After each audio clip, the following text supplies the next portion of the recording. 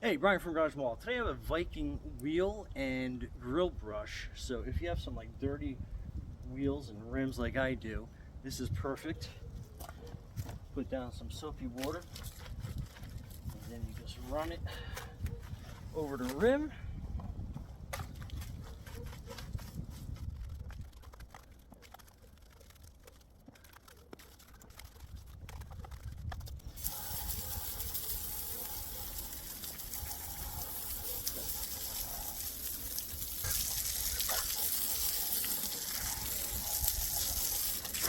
So super effortless cleaning.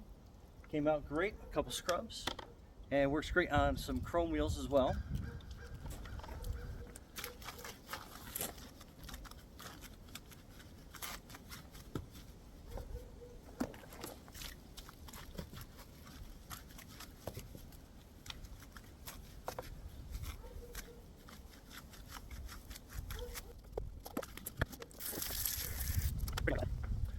Great for getting all that brake dust off those chrome rims. Anyway, Brian from Garage Mahal with your Viking wheel and grill brush.